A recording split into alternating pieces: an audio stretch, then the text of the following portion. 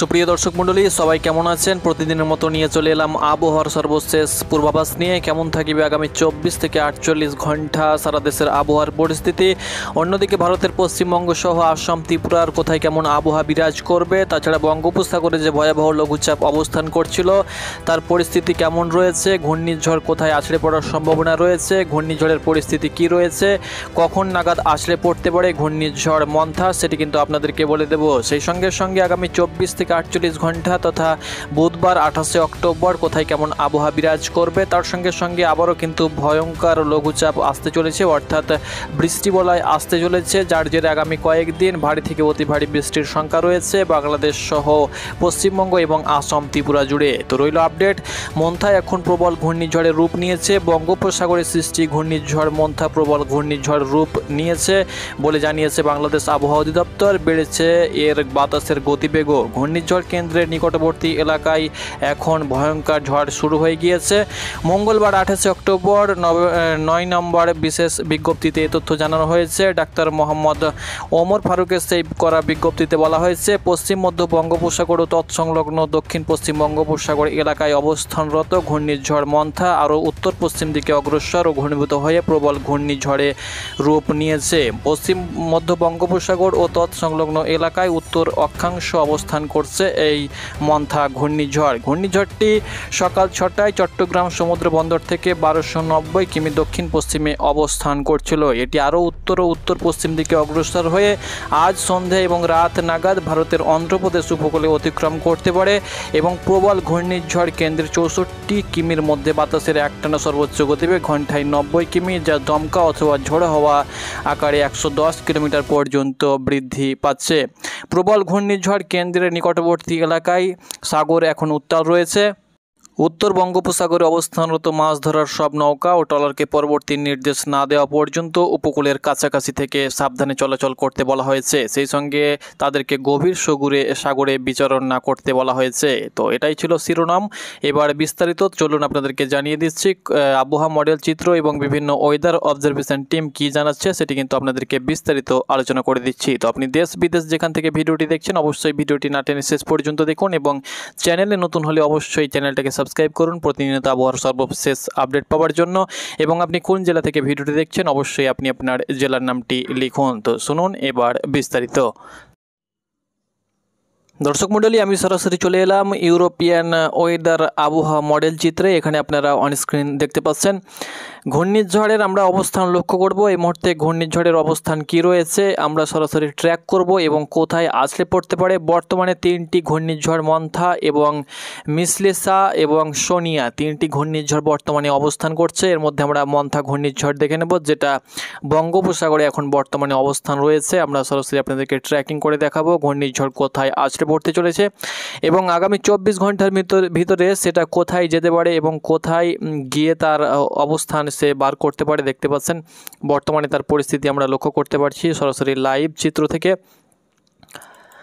তো দেখতে পাচ্ছেন ঘূর্ণিঝড় মন্থা কিন্তু আপডেট হয়ে গিয়েছে যে এই নামটা কিন্তু মন্থা ঘূর্ণিঝড় এবং এটি এখন ভয়ঙ্কর রূপ ধারণ করেছে। এর গড় গতিবেগ দেখতে পাচ্ছেন বায়ুর ঝাপটা অর্থাৎ মধ্যবিন্দু থেকে তার পার্শ্ববর্তী বায়ুর ঝাপটা দেখতে পাচ্ছেন কোনো কোনো জায়গায় 95 কিলোমিটার পার ঘন্টা, কোনো কোনো জায়গায় 100-র উপরে কিন্তু গতিবেগ নিয়েছে এবং আর কিছুক্ষণের মধ্যেই কিন্তু এটা আছড়ে পড়তে চলেছে। এর প্রভাবে পশ্চিমবঙ্গের দক্ষিণবঙ্গের বিভিন্ন জেলাতে কিন্তু ঝড় শুরু হয়ে যেতে পারে। সেই সঙ্গে সঙ্গে এটা কিন্তু আছড়ে পড়তে চলেছে বিশাখাপত্তনম এবং বিজয়গড়ার মধ্যবর্তী স্থানে এটা আছড়ে পড়তে চলেছে। আপনারা অন স্ক্রিন দেখতে পাচ্ছেন এবং আপনাদেরকে প্রতিনিয়ত আমরা বলে আসছি, আপডেট দিচ্ছি। এর প্রভাবে দেশের উপরে সেরকম বড় একটা প্রভাব না পড়লেও খুব একটা বৃষ্টি হবে না এবং খুব ঝড়ের একটা আশঙ্কা নেই।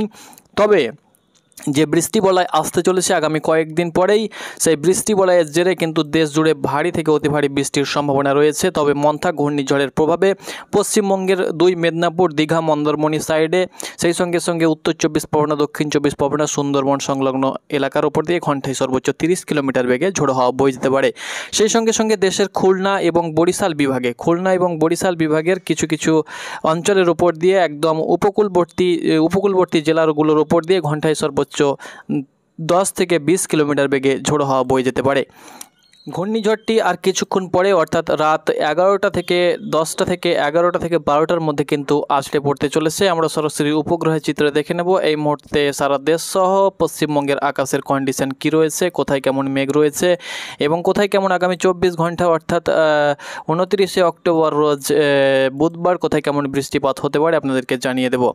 আপনারা অন স্ক্রিন দেখতে পাচ্ছেন লঘুচাপের প্রভাবে পশ্চিমবঙ্গে মেঘ কিন্তু অবস্থান করছে। এই মুহূর্তে আমরা লক্ষ্য করতে পারছি পশ্চিমবঙ্গে ঝাড়গ্রাম সেই সঙ্গে সঙ্গে পুরুলিয়া, বাঁকুড়া, 2 মেদিনীপুরে কিন্তু ভারী মেঘ কিন্তু রয়েছে। আপনারা অন স্ক্রিন দেখতে পাচ্ছেন পুরুলিয়া, বাঁকুড়া সেই সঙ্গে সঙ্গে ঝাড়গ্রাম এবং পূর্ব এবং পশ্চিম মেদিনীপুর সেই সঙ্গে সঙ্গে হুগলি, তার সঙ্গে সঙ্গে হাওড়া এবং 2 24 পরগনার উপরে কিন্তু মেঘ রয়েছে। এদিকে বরিশাল বিভাগেও কিন্তু আমরা মেঘ লক্ষ্য করতে পারছি এবং মেঘ কিন্তু প্রবেশ করছে। আগামী কয়েকদিনে কিন্তু বৃষ্টি বলয় আছড়ে পড়তে চলেছে দেশের উপরে, বাকি কোথাও সেরকম মেঘ নেই। দর্শক মণ্ডলী, আমরা দেখে নেব সরাসরি কোথায় কেমন বৃষ্টিপাত হতে পারে আগামী 24 ঘন্টার ভিতরে অর্থাৎ আজ রাত সহ আগামী বুধবার অর্থাৎ বুধবার সকাল থেকে সন্ধ্যে পর্যন্ত কোথায় বৃষ্টিপাত হতে পারে আপনাদেরকে এক নজরে বলে দিচ্ছে।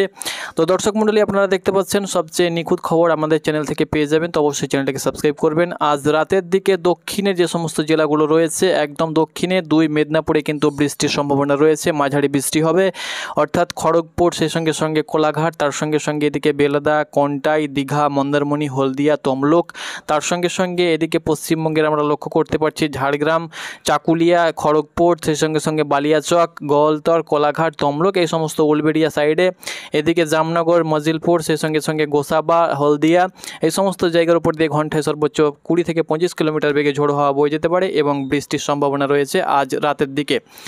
তবে দেশের উপরে সেরকম কোথাও বৃষ্টির আমরা সম্ভাবনা লক্ষ্য করতে পারছি না। তবে বুধবারের দিন বরিশাল এবং খুলনা বিভাগের ওপর দিয়ে হালকা মাঝারি বৃষ্টি আমরা লক্ষ্য করতে পারছি সকালের দিকে। বরিশাল বিভাগের বরিশাল, ভোলা, বহরমদিন, লালমোহন, মিরাজগঞ্জ সেই সঙ্গে সঙ্গে এদিকে কাওয়াখালী, জয়নগর এবং খুলনা বিভাগের যে সমস্ত জেলাগুলো রয়েছে তার উপরে কিন্তু হালকা গুড়ি গুড়ি আমরা সর্বোচ্চ বৃষ্টিপাত লক্ষ্য করতে পারছি, মাঝারি বৃষ্টিপাতের সম্ভাবনা রয়েছে।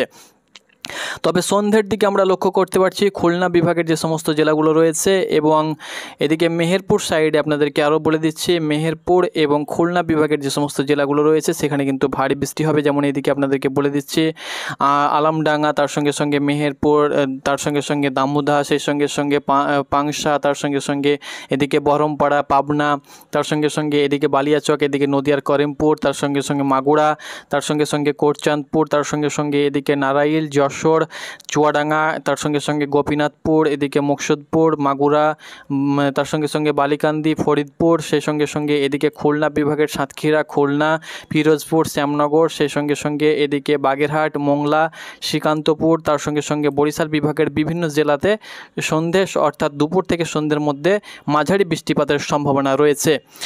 তাছাড়া রাতের দিকে আমরা লক্ষ্য করতে পারছি রাতের দিকে সেরকম বৃষ্টিপাতের কোথাও সেরকম সম্ভাবনা নেই। তবে উপকূলে যে সমস্ত জেলাগুলো রয়েছে, উপকূলের যে সমস্ত একদম এদিকে মাথাবাড়িয়া, শ্যামনগর, তার সঙ্গে সঙ্গে কালাপাড়া, লালমোহন, ফটিকছড়ি উপজেলা, এই উপকূলবর্তী কক্সবাজার, তার সঙ্গে সঙ্গে মোংলা, পায়রা এই সমস্ত বন্দরে যে সমস্ত উপকূলবর্তী জায়গাগুলো রয়েছে তার উপর দিয়ে ঘন্টায় সর্বোচ্চ 20 থেকে 30 কিলোমিটার বেগে কিন্তু ঝোড়ো হাওয়া বয়ে যেতে পারে। বাকি বৃহস্পতিবার থেকে কিন্তু বৃষ্টিপাত বাড়ার সম্ভাবনা রয়েছে। বৃহস্পতিবার থেকে কিন্তু বৃষ্টিপাত বাড়বে এবং 30 তারিখ, 31 তারিখ এবং 1 তারিখ কিন্তু পশ্চিমবঙ্গ সহ দেশের উপরে কিন্তু ভারী বৃষ্টির সম্ভাবনা রয়েছে, কারণ বৃষ্টি বলায় কিন্তু আছড়ে পড়ার সম্ভাবনা রয়েছে। তো পরবর্তী আপডেট পেতে অবশ্যই চোখ রাখুন। ভালো থাকুন, সুস্থ থাকুন, ধন্যবাদ।